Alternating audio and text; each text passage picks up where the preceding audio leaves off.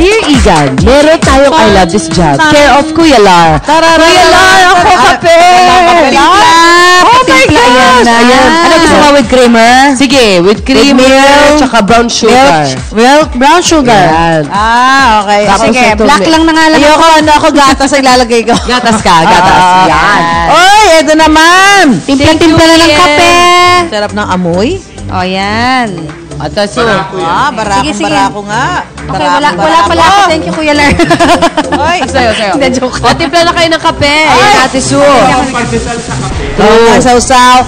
Oy, timpla na kayo ng kape para mainitan yung sikmura nyo gaya ng ginagawa namin dito. Malamig yung panahon. Kulimlim dito sa Quezon City ngayon, no? Nako, di talaga kompleto umaga kapag walang kape, lalo na kung morning show host ka.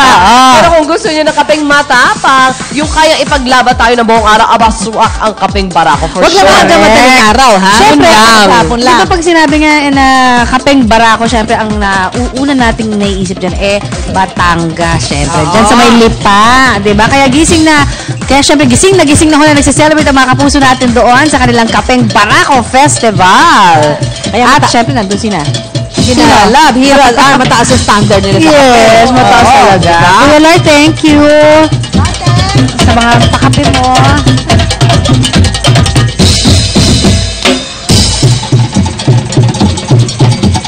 Yes! Third Kapeng Barako Festival, mga kapuso, ang dinayo namin dito sa Lipa City, Batangas. Kaya kami naman nakikisaya dito po sa kanilang festival, Hero! Yes, Ate Love, talaga namang gising na gising ang aming diwa dito dahil kasiyahan at sumisip ang tapang ng Kapeng Barako. Oy, alam mo ba, Hero, na nakuha ng Kapeng Barako ang pangalan nito sa mga baboy ramo na nanginginain nito noon, at mula nga rito ay nabuhay nga ang Kapeng Barako. Yun na po ang itinawag nila. Yes, Ate Love. At ito, alam mo ba, Ate Love, na ang Kapeng Barako at ang Lipa City naging sigat sa buong mundo noong 1886 hanggang 1888 dahil ito ay naging worldwide. Kumbaga parang in-export sa buong mundo at tanging Kapeng Barako lamang ang iniinom ng mga tao nung time na yon. Okay, tandaan nyo mga kapuso, that's Tatak Pinoy World Class! Hindi ba? At syempre pa, para makilala pa natin ng gusto, para malaman pa natin ng gusto ang kasarapan ng Kapeng Barako. This time makakasama natin si Paulo Gaging, mula sa Cafe del Lipa.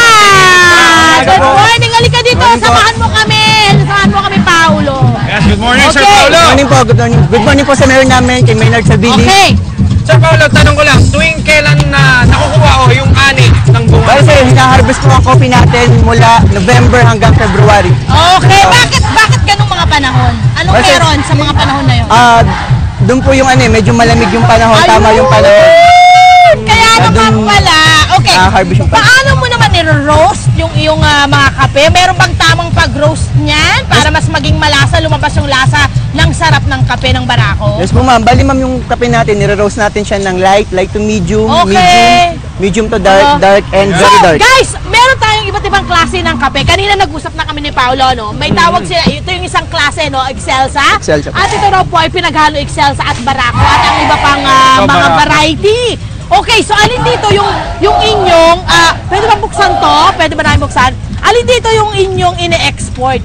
Bali ma'am, ito po, Barako yan ma'am, ito yung ina-export natin sa ibang bansa. Then meron din tayo ma'am, Arabica, then Robusta. Dito rin yan. Bali ma'am, si Arabica nanggagaling sa sa Benguet ma'am, kasi yung Arabica ma'am, sa iba-iba rin. Pero yung dito sa inyo, talaga yung Barako. Bali ma'am, dito ma'am sa Lipa, oh my gosh, Barako ma'am at Robusta.